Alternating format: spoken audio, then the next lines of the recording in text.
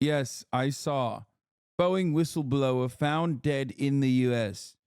John Barrett had worked for Boeing for 32 years until his retirement in 2017. In the days before his death, he had been giving evidence in a whistleblower lawsuit against the company. Nothing to see here, folks. Very normal. Who amongst us has not actually, whistleblown and then ended up killing yourself while you were working on a court case against the company that you were whistleblowing on?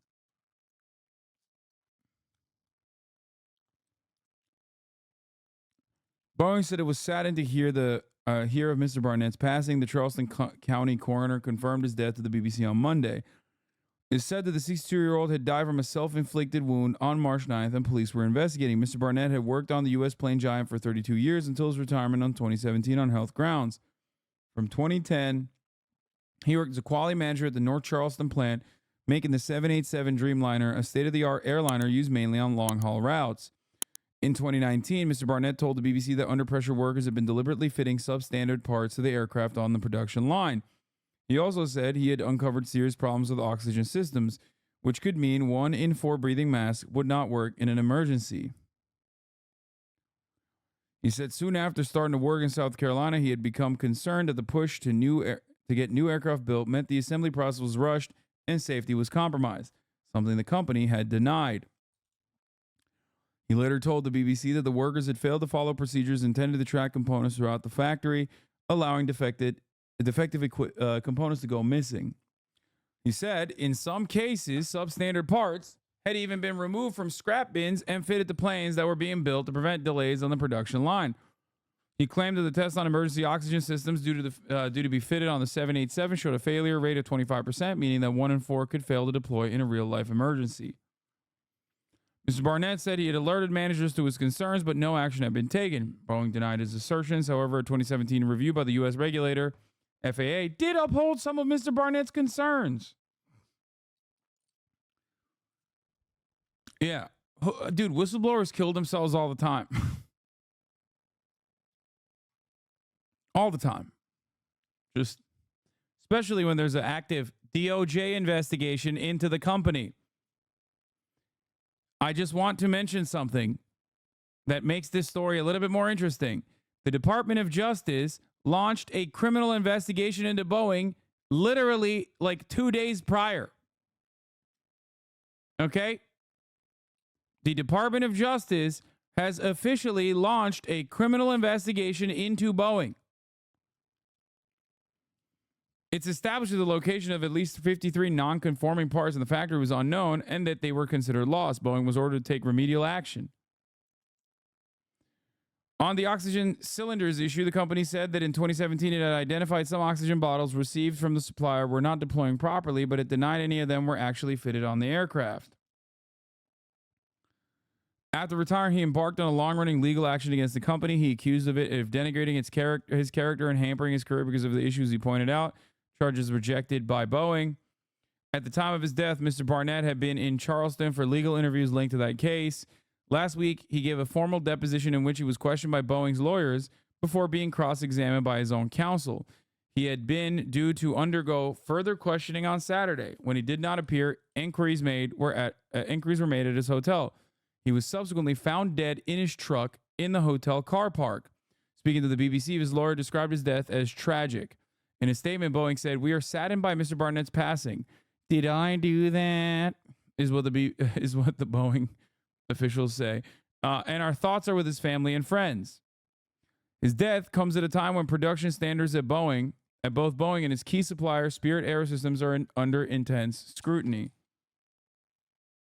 Hold on.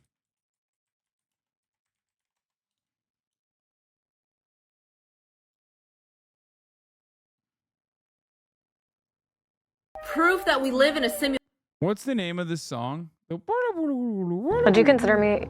Proof that we live in a simulation. Does anyone know what that song is? I want to play it in the background as I read the rest of this. It's not X-Files. How have you not bookmarked it? Oh my God, stop saying Darude Sandstorm, you fucking assholes.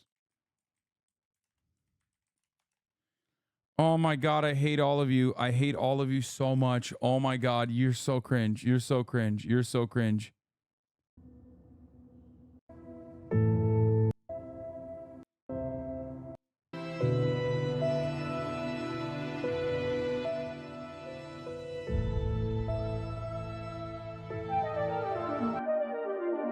All right. His death comes at a time when production standards at Boeing and its key supplier, Spirit Aerosystems, are under intense scrutiny. This follows an incident in early January when an unused emergency exit door blew off a brand new Boeing 737 MAX shortly after takeoff from Portland International Airport. A preliminary report from the U.S. National Transportation Safety Board suggested that 4 key bolts designed to hold the door securely in place were not fitted. Last week, the FAA said a 6-week audit of the company had found multiple instances where the company allegedly failed to comply with manufacturing quality control requirements. That's right, a former Boeing employee is now found dead a couple days after giving another deposition after working at Boeing for 32 years until his retirement in 2017. This comes right around the same time where the Department of Justice has officially launched an investigation, a criminal inquiry into Boeing. 2 days ago, here it is. U.S. is set to open criminal inquiry into Boeing. The investigation is tied to an incident on Alaska Airlines flight in early January. Boeing also told the Senate panel that it cannot find a record of the work done on the Alaska plane.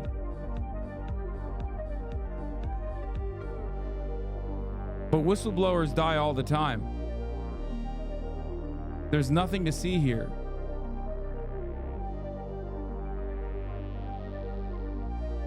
Especially considering that he's been doing this since 2017.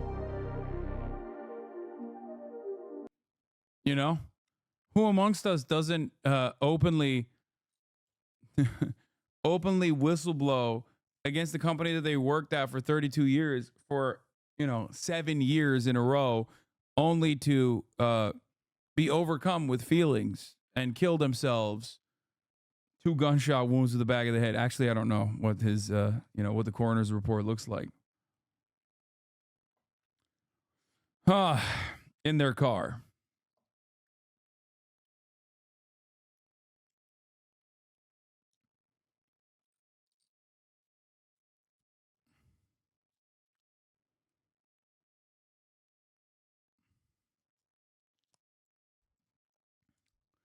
Boeing is a small mom and pop operation. They never pulled it off. They never could have pulled it off. Yeah, I agree. Seems normal. Natural causes, it seems.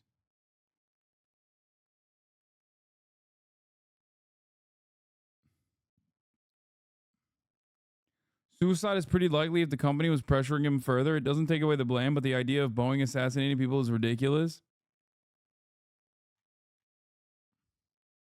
I mean, I don't know.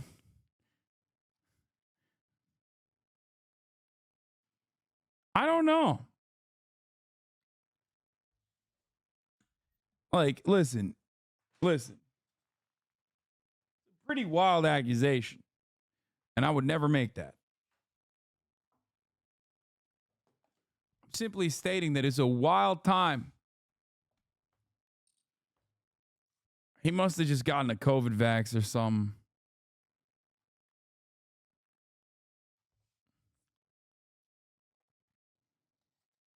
I mean, the dude outside the car threatening him, then him taking his own life, I guess is still suicide in some places. Wait, what do you mean a dude outside of his car?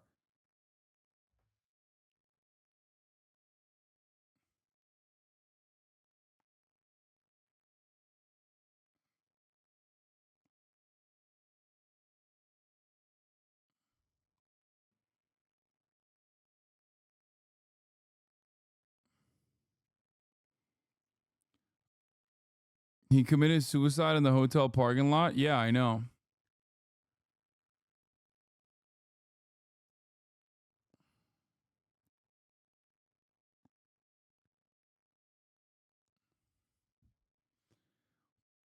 Anyway, Boeing will engineer weapons that ignite children, but one assassination against a whistleblower is too much. I mean, look. All I'm stating is that the timing of it comes right as the U.S. is set to open a criminal inquiry into Boeing. Like, he literally, what? He killed himself the same day that the United States announced that they are going to launch a criminal inquiry into Boeing.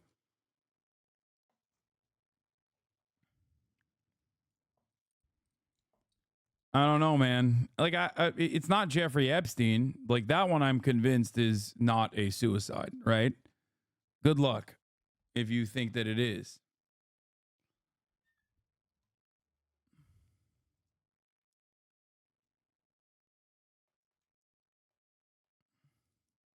He tried being a streamer for a day. Stop, dude. That's ruthless. That's fucked up.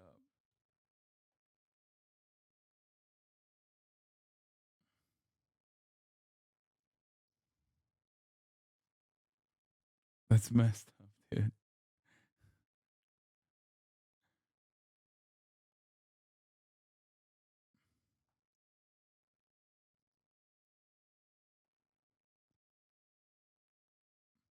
Clipping this, so your clip of you covering this can be featured in the HBO Max true crime documentary that will drop in like 2026.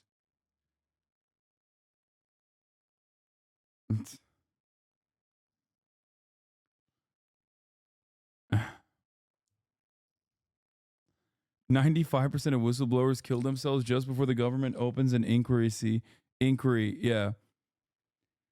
Yeah, people don't know it. Yeah, 99% of gamblers quit right before they hit big, and 99% of whistleblowers quit by killing themselves right before the DOJ opens an investigation into like their lifelong project of getting people to be aware of the thing that they were whistleblowing on right as they were about to testify.